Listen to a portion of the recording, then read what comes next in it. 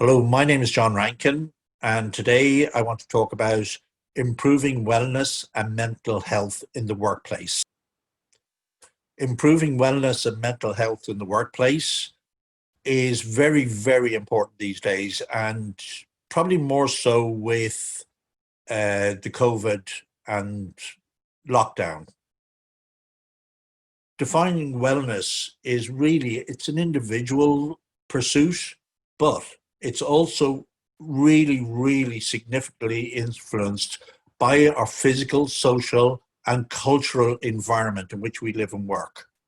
So it's influenced by other people.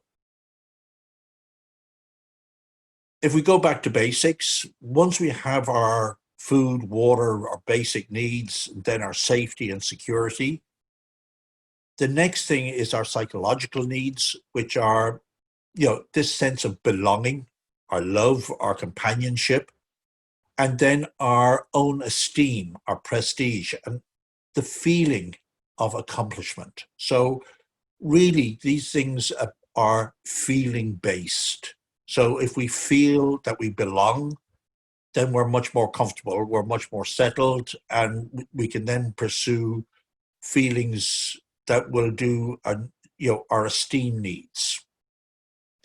So how we feel about our manager, our colleagues, and the company are the first three main things that happen. Why we actually say about our manager, because our manager controls our forward progress within the organization. So if we're not happy with our manager, then we're probably not going to be happy with many of our colleagues, and we're not going to stay loyal to the company. So this sense of belonging, job satisfaction, and self-worth are vitally important and vitally important to understand.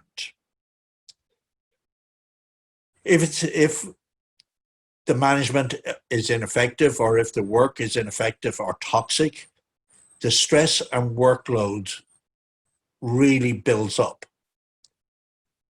We then see high employee turnover and very low productivity, or certainly low productivity within certain sections. So this then impacts morale. So morale lowers, and credibility and leadership is brought into question. And then, because people go inward, there will be very, very poor communication. So it really is the silent killer, this mental health issues, stress-related illnesses, and these are all known factors.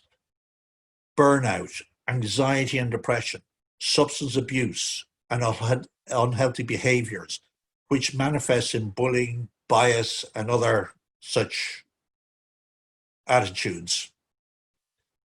So people want they want to work with people who they know, like, and trust. And trust is a two-way street. So if you don't trust your manager, if you don't trust your colleagues, then you're not going to be happy in the job. And mental health issues then become a major, major factor. So we're looking at different perspectives. Structurally, business is set up on a very formal structure basis, but the informal organization is how people operate. They make connections with other people in the company. So if you look at the two names there beside the word gap in the middle of the page, if the lower one, if that person leaves, then the one person above who is connected to that person will be isolated. And they'll feel the pressure. They'll probably then leave. So how do we do this? We do it through a very, very simple questionnaire where we look at the strengths and traits between, of each individual, but then we look at the relationship of those traits between different people.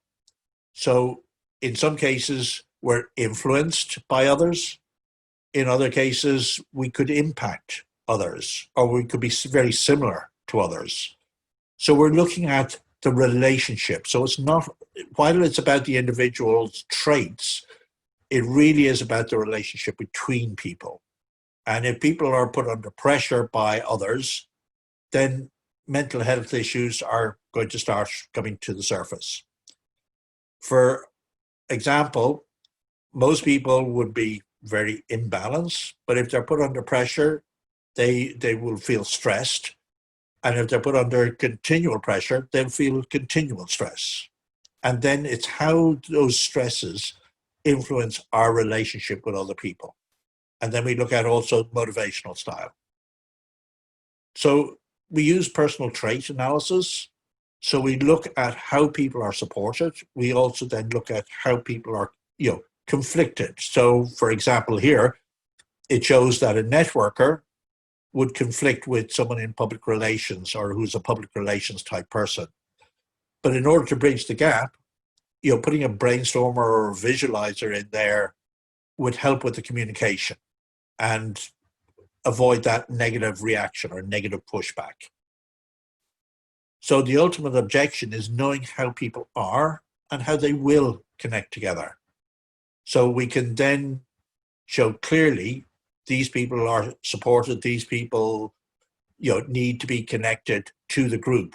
So we show how this is done and how this is accomplished. So it really is knowing how people are fitting together and how they're going to work together. And we look for the ideal fit. So with better people integration, we get happier employees, higher productivity, retention of top talent, definitely better communication and a better company corporate culture. You've got control of the organizational structure and people's forward movement within the organization so that you can plot a clear path to an ideal integration. And as a result, you will reduce absenteeism. So the success of a team is initially coming together is a beginning, keeping together is progress, working together is success, according to Henry Ford. And this has been proven time and time again. So knowing all the plus is about and how to achieve it is the ultimate goal. My name is John Rankin. My contact details are below.